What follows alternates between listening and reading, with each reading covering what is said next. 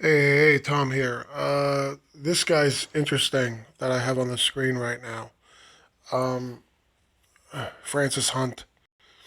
He's out in the UK and seems to be a pretty intelligent guy. Um, in this video, he speaks about government pensions. He's specifically speaking about the United States, both national and on a state level. And he's basically talking about the financial or actuarial shenanigans that the government plays. They assume greater, I guess, growth or whatever than they can possibly get. They assume certain demographics. In other words, new people coming into the economy to help pay for the people on the tail end, which the numbers never really work out. They use these pie in the sky figures that make the thing look solvent, but it really isn't. And he's talking about how eventually the government's probably going to need some sort of a reset. And basically, they're going to have to renege on a lot of this stuff and come out with like a lesser deal for the people in order to make it all work. So the bottom line is, I mean, it's not a pretty picture that he draws, but it's a possible scenario. Okay, and he talks about how there's going to be a lot of people left on the sideline, you know, wondering what the heck happened, right? And that if you don't get into cryptocurrencies now, uh, you're going to be in a world of pain later because not only will you be stuck with fiat money that is going to become less and less valuable as inflation goes up and this stuff becomes public, but the cryptocurrencies are probably going to be the new safe haven, the way gold and silver were in the past. He doesn't specifically mention gold and silver in the video, but you can see the picture he's drawing. And, look, there's a lot of doom and gloom predictions out there that are meant to pump certain other instruments, right? Like gold or precious metal investments and bonds, things like that. But this isn't really what he's doing. This guy, as far as I know, like he talks about trading methodology. He's got some sort of trading methodology for cryptocurrencies where, like, he had a student. He said take $8,000 to $60,000 through the mindset that they use for trading these things up. So, um, so anyway, I subscribe to this guy. I'm gonna be watching some of his stuff, but it just a segue into what I want to talk about. I mean, this is uh, this is one of the reasons why. Let me pause this so that I don't need him talking right there in the background. This is the reason why you should be getting into cryptocurrency. You should be figuring out a way to buy, to amass your stash of cryptocurrency. Okay, doesn't really matter which one, as long as it's one of the good ones. Bitcoin being the top of the heap, and all the other altcoins come after, but the most popular being ones like Litecoin, Ether, Ripple. Ripple's kind of a special case, but it's tied in with the banking industry. Um, there's a whole bunch of others. There's Monero, Dash, Zcash, etc. A lot of them have different use cases. So, but the whole idea here is to figure out a way. But let's face it. What's the big problem here? The big problem here is the same thing it is with stocks or anything else. How the heck are you going to amass a certain number of these things on with your regular income? Most people don't have enough left over to invest. Okay, they just don't have it.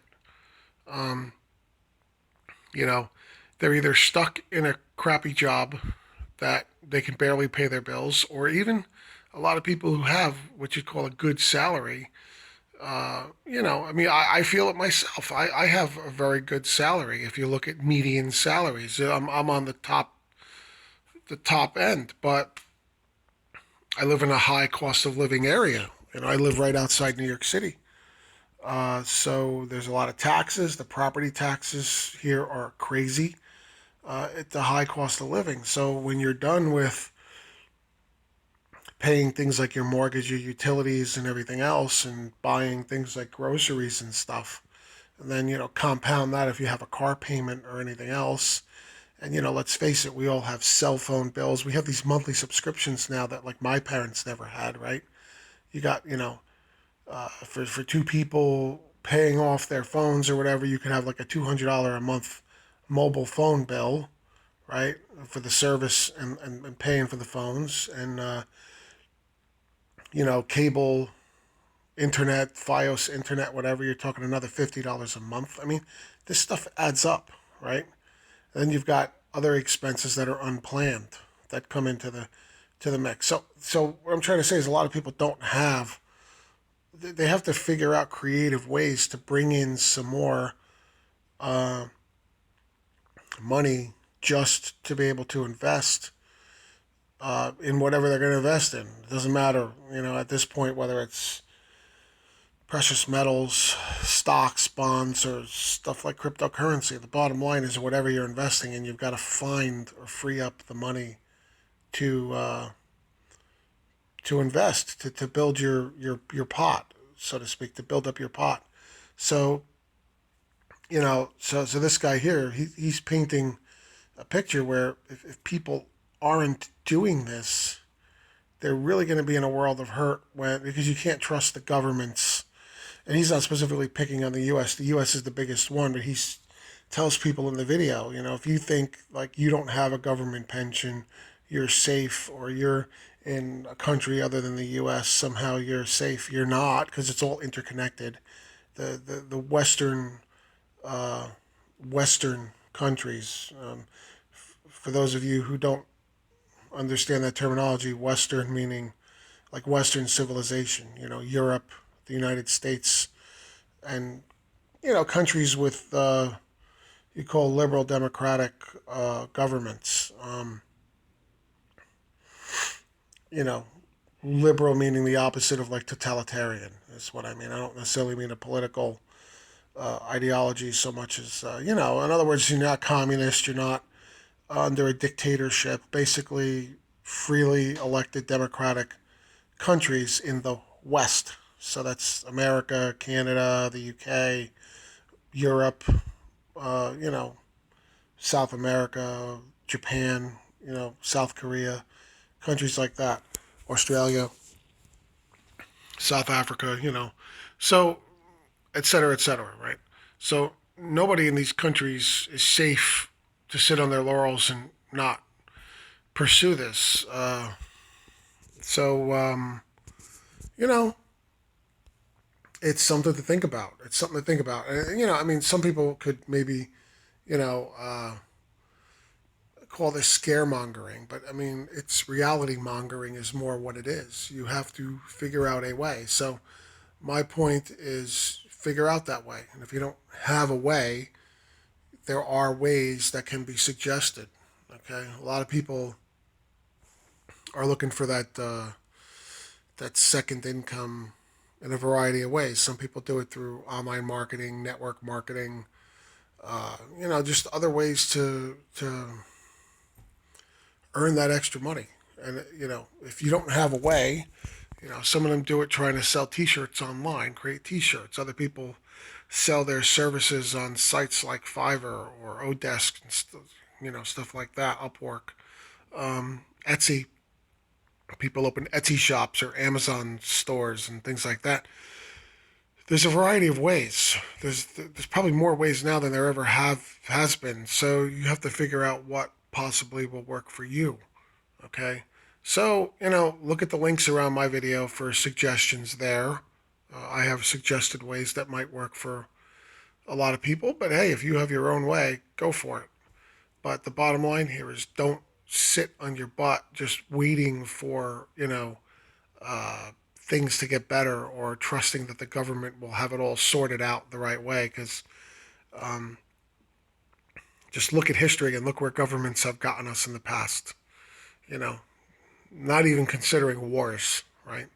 Just depressions, recessions, etc. You can't always trust the government. You hope that the people in government are going to do the right thing, but they don't always do it. They're humans. They make mistakes. They're subject to things like greed and power politics and things like that. So, you know, you have to kind of be your own keeper and look after things for yourself.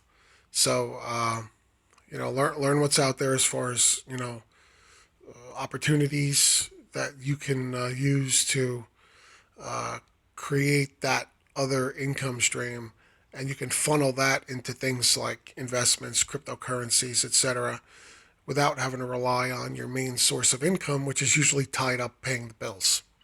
Okay, that's my spiel. I think it makes sense. I think it's very logical, and you know, you got to look out for number one, and provide for your own, your family and stuff. A lot of us are family people, have other people relying on us to figure this out. So somebody's got to think about what's going on and how to get ahead, because not everybody can. All right. So look at the links around my page for suggestions, and keep watching my videos. I'd appreciate it if you could share them on social media, comment, subscribe, etc. And look, I'm just a guy out here trying to find my way and hook up with other people to navigate these stormy waters of politics, international finance. Just have a shot at having a nice life here. And for other people who need to do the same thing. So this medium of the internet helps us hook up and share ideas and you know mutually uh, enrich ourselves, right?